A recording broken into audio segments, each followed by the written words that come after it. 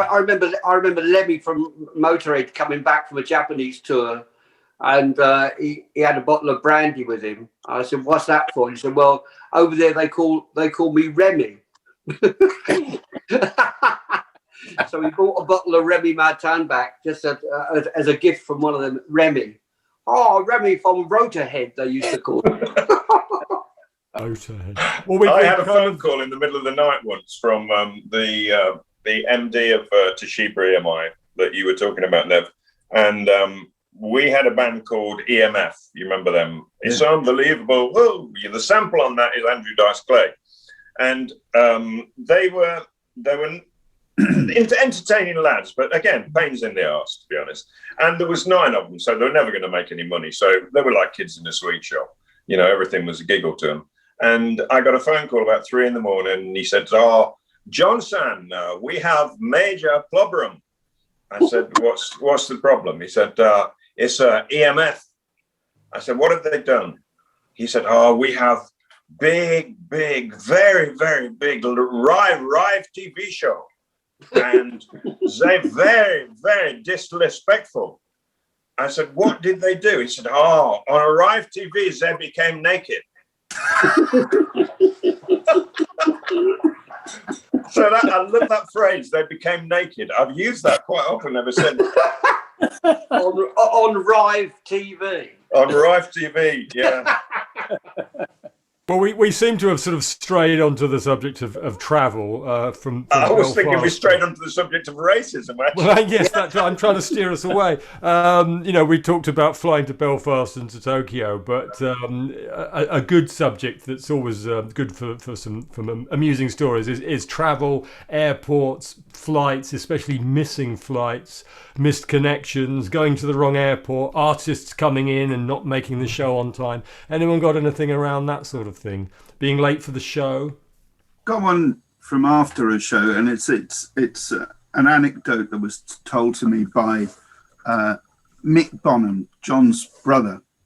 When Zeppelin first came back from America and were the big new thing, they were playing a gig at some stately home up near Stafford or somewhere around that. I can't remember exactly where it was.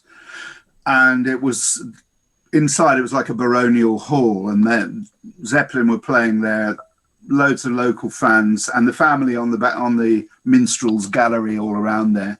And John and the rest of the band were having a bit of a fight at the time, so they'd all turned up in separate vehicles.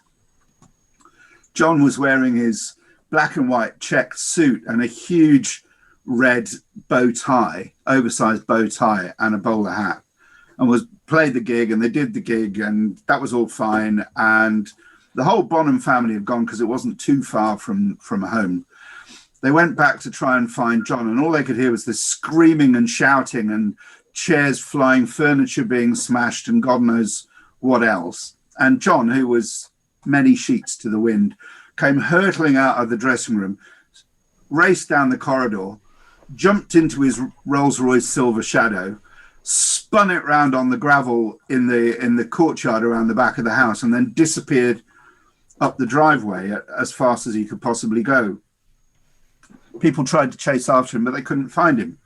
About 3 o'clock in the morning, they got a phone call once they got back home to Cutnell Green, and it was John in a phone box saying, "Could someone come and get me, please?" And I said, "Where are you?" And he was most of the way to Liverpool. He'd gone out in such a bad mood that he'd hit the motorway going in the wrong direction, and kept heading north until the fuel ran out on his Rolls Royce. He managed to pull into a lorry park,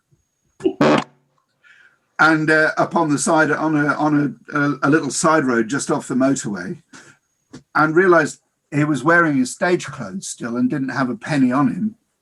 So he thought he'd go and knock on one of the truck drivers' windows, because they'd be sleeping in there, and see if he could borrow 2p so he could phone up his family to come and get him. So he goes around and he knocks on the window of this truck with all the curtains closed on it, and this bleary-eyed truck driver opens the curtains and sees this huge drunken maniac with long hair and a long black beard, dressed in a black and white checked suit with a big bow tie and a bowler hat, and screamed, started up his engine and hurtled out of the car park as fast as possible. And it took him a few trucks before he got the 2p to make the phone call. You remember in Spinal Tap, the movie, where when they're being met at the airport, the chauffeur has Spinal Tap on the sign. Radiohead, probably to this day, insist on being met by something that says Spinal Tap. They insist on that. And there was one time, I was quite lucky with flights. I didn't really get into many troubles with them. But there was one time I had to go and see Radiohead, and they were playing at this... it was an outdoor revolving stage in Toronto, and I was in Los Angeles. And I looked at the timing, and I thought, well, I can just get there just in time. So I was flying from Los Angeles across to Toronto. And anyway, as luck would have it, there was delays and whatever. And I thought, I'm going to get there. I was looking at my watch in the car from the airport to the venue. And I thought, I'm going to get there just as they come off stage. And through my mind was going, shall I go, great gig, guys, fantastic. But if you do that, they're going to go, well, the fucking power went off halfway through. What are you talking about? Or do you just front it? So I thought, oh, fuck it, I'll front it. And so I said, sorry, guys, I've just turned up. I missed the gig. And they said, oh, it's all right. We're grateful you came anyway. But they didn't give a damn. I accidentally did a virtual tour with Queensryche. They were a great band. When I was working at Music Week, I got a phone call one day from EMI Records, and they said, is that Neville Farmer? I said, yes. They said, are you the Neville Farmer that writes for Hi-Fi News and Record Review? And I said, rarely, but I have done. And they said, oh, well, Queensryche are playing Hammersmith Odeon tonight, and tomorrow night, and they'd really like you to come. And I thought, that's a little bit weird. How the hell do they know me? And I did write a review of Operation Mindcrime in Hi-Fi News, but it was like 2-column inches. Why on earth would they specifically phone up? And she said, well, they read your review. They read everything that is ever printed about them, and they would really like to meet you. And I was like, it wasn't the best of reviews. I mean, it was quite a good review, but there were comments about the production values and stuff like that on it. And so I mentioned this to my neighbours in the open plan office up in Camden, and they were all on Kerrang magazine, and they went, "Oh my God, don't go, they'll string you up or something." And I said, well, I've got to face up to it. I wrote the review. And so I phoned Hi-Fi News and Record Review. They said, this is brilliant. Can you take a camera down there with you? And we'll send one of our members of staff, because she's a real fan, and we'll send down a whole load of Hi-Fi News and Record Review sweatshirts, and you can get the band to wear them and take a picture. I said, yeah, right. Okay. So I drove down there, and this girl came with me, and she was a serious fan, and we watched the gig, and the gig was brilliant. Really fantastic band. So we watched the gig, and then afterwards I thought, well, we'll go backstage because we had passes. But it was one of those nights, I don't know if you remember that Hammersmith, they used to give passes to people to go backstage to the bar and then shut the bar just as they were getting back there. And it was one of those. So we went outside, and I was sitting in the car. I thought, no, I'm going to go back to the stage door. Knocked on the stage door, and I said to the security guy, I said, hi, my name's Neville Farmer, and as I said it, this girl was walking past, rock chick, basque, fishnet stockings, masses of makeup, black hair, etc. She went, you're Neville Farmer? Oh my God.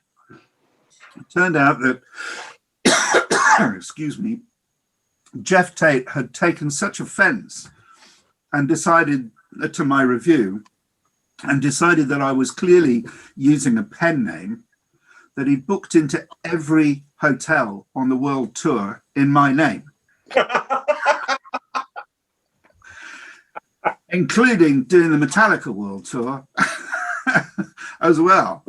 And she went, "Oh my God, come in." So she dragged us both in there, and I thought, I'm dead. I'm absolutely dead. We went down, and there was a room at the back with sandwiches and a few beers and a bunch of mates waiting for them to come out of the showers. And the band came round and they shook hands and hugged all their mates around the room. And they got round to me and didn't know who the hell I was. And I'd say, "Hi, I'm Neville Farmer." And they went, "Oh no, really? It's you? You exist?" And they were fantastic. And they all put on Hi-Fi News and Record Review sweatshirts and did a group. Wonderful. Yeah, Jeff Tate, good man. Great voice. Yeah.